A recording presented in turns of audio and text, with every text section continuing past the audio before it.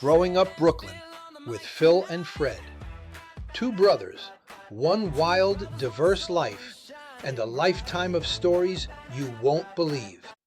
Hi, I'm Fred. I'm 78 years old and one half of the oldest Brother Duel podcast. I've owned amusement rides in Coney Island. I've worked 25 years on Wall Street, had numerous manufacturing business, and a ton full of stories. Yes, you did. And I'm the other half. I'm Phil.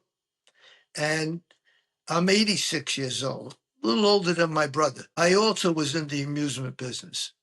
I drove tractors and trailers. I served as an NYPD officer in New York City.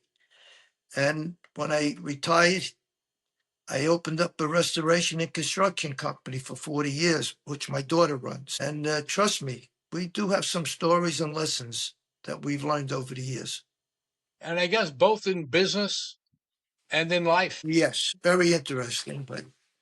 And I'm sure the people have the same thing, older people like our age group, they got stories and stuff. And hopefully we'll give some of our stories and they'll listen to them.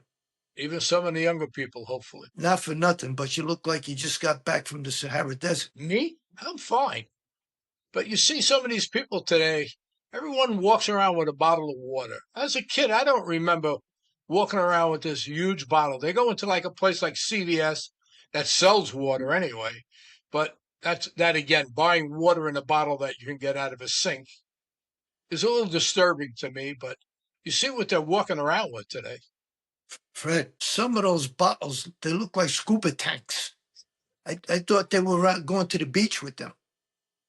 And actually, we used to carry a smaller thermos than that to the beach years ago. It's crazy to think we used to drink out of a garden hose. And it was warm, too. It wasn't cold. Well, in the winter it was, but it was frozen then. Well, yeah, during the winter, yeah, it was cold. But during the summer, you drank the water, whatever it was, it was.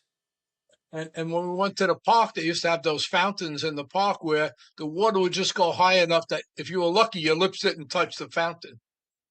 And most of them weren't that good. You did touch the fountain. But you know what, Freddie? 86 years later, I'm here. 78 years later, you're here. I mean, think about it. I think about it all the time, brother. And what about the canteens we had? Little canteens. The Boy Scouts had them. And, everything's changed. I guess every group of kids had one of the kids that belonged to the Boy Scout. We used to call him the canteen kid because he would bring that canteen out like he was going on a long mission for the Boy Scouts. Yeah. And they were the original bottle carriers. If you think about it. And we used to sometimes share that canteen if we were out there long enough.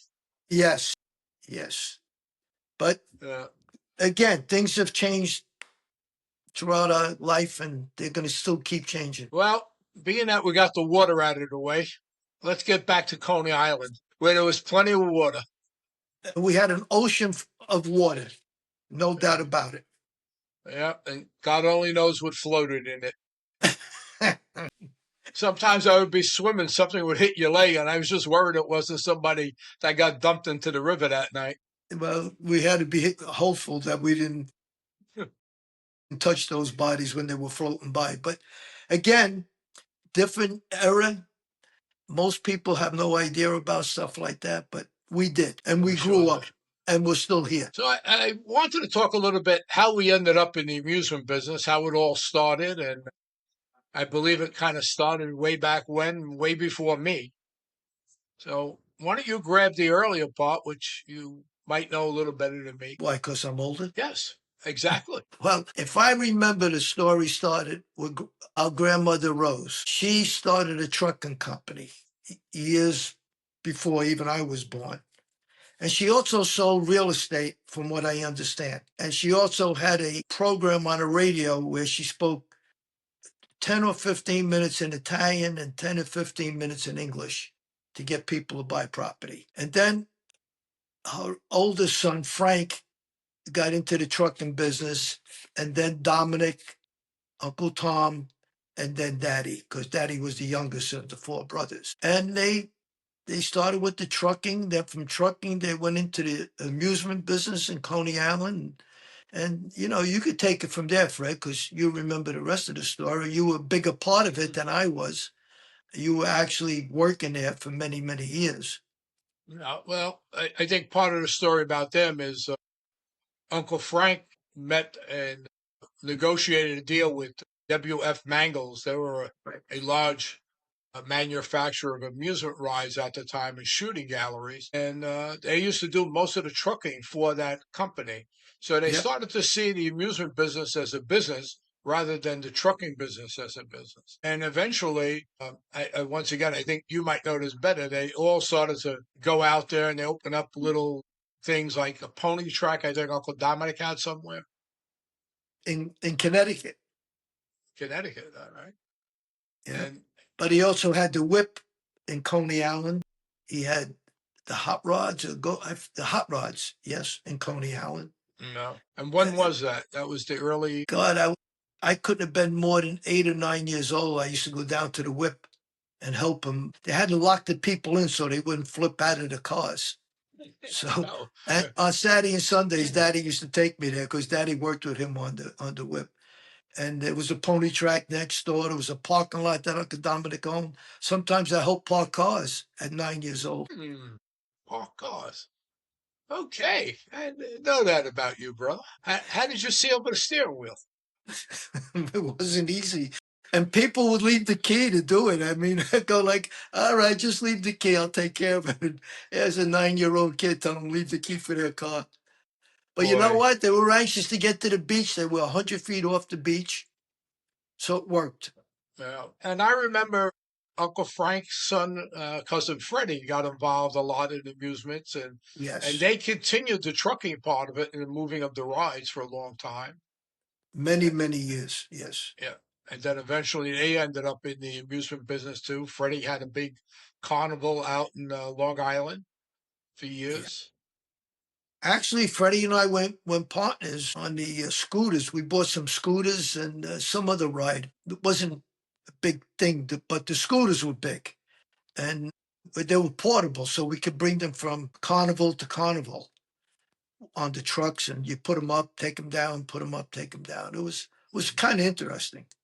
Yeah, a lot of work every week, moving all of that equipment to the next spot, setting it up, and make Yep, it look like it never moved. exactly correct. And it was hard work, but you know what? In those days, if you wanted to make a buck, you did what you had to do. Yeah. It was So that simple. I kind of remember it was probably 58, maybe 59, coming down to Coney Island to see Uncle Dominic with Daddy. Took me down there, and you were in the back fixing the hot rods at the time, and Yeah, you I was a mechanic. yeah, you were a mechanic then too. So you learned how to do that, and then somehow Daddy and Mommy's brother, Uncle Pete, got involved and decided they were going to open up a hot rod track on West 12th Street. And I believe in 1959 is when they opened the track up. Yes. It could have been 60, but I kind of remember 59, 60. They opened up the hot rods on West 12th Street, and that was quite interesting. It was at the time I was only 12 years old in 1960, but it was interesting going down there and watching how that operated, and it was a Yeah. different kind of business. Yeah. It was a lot of work. Cars, they all had gas motors. Mhm. So they would break down and you'd have to fix them, and people would bump the cars together, and then they do damage sometimes. And getting them off was another episode. When the ride was over, then we'd go in a circle on the track, and then guys would have to stand there and say stop. And sometimes people didn't stop. Fred, do you still have that 8 millimeter camera that you used to have with the video with the film in it so you could show it? I actually have the film, and I transferred it over to a video, and we're going to watch it right now. Fantastic. Wow, look at that track. That was crazy. Is that Daddy Unbelievable. driving that go-kart, that hot rod? Yeah, yeah. He used to jump on and off those cars. Wow, looks like he used to smoke in those days. I guess he's still smoking. And is that cousin Richie? Wow. Cousin We were young Richie. there. That had to be like 62. Yeah. Well, there's a kind of look at what our business looked like then. Well, that's the So, original. Yeah, that was, yeah, those are 8 millimeter movies. So that's 1962. So it's a Yeah. few years old, like we are. But that was our start into the amusement business. That was the first thing we had. And then we had some rides next to it. We had a thing called the Flyo Plane, which you'll see a video of right now. I put that out there, and you can take a look at that and how that worked. And I it was never pretty, went on it. I never went on it. It would get me sick. I never went on yeah. it. But that was Eiley Aircraft actually made those. Yeah. You used to turn the wheel and you'd be able to spin the car around. And Yeah. Yeah. It was yeah, good. it's pretty interesting. Well, I think that got us started into the amusement business. And in a couple of episodes later, we'll move on from 62 where we went next. It's a long story of inch by inch and adventure by adventure. At some point, you became a truck driver. Yes. Yeah, I had to make money, so I had to do something. So I yeah. drove a tractor and trailer. Sure as hell we weren't making it in Coney Island at the time. Nope. No. So Yeah, you did whatever we had to do back then. yeah. I mean, Daddy still had his job until 1968 68. when we went on I the think road. Yeah, 68. Yeah. yeah, we went on the road and Daddy left his job. So, Yeah. Yeah. He was an but asphalt maker. He did the asphalt. yeah, but what a job that was. Everything Oof. was manual, breathing in all that liquid tar and woof, Try to hot tell the days. kid. Try to tell the kids that today. Okay, good luck with that. Well, I think it's been a good episode. What I would like, if you're watching this episode, please like it, subscribe, give us any comments. We'd love to hear from you. And I think that's it for episode 4, brother. Okay. Well, you have a great day today. You too, brother. Love you. Love you too. Thanks for hanging out with us on the Growing Up Brooklyn podcast, the oldest brother duo podcasting today. If you like listening in on our nightly conversation, hit like, subscribe, and come back next week. We'll be here, unless one of us falls asleep. Brooklyn blocks, we learned to roll. Coney Island dreams and a fearless soul. Ferris wheel spins, we laugh so loud. Made our mistakes, then we turned around. Lost the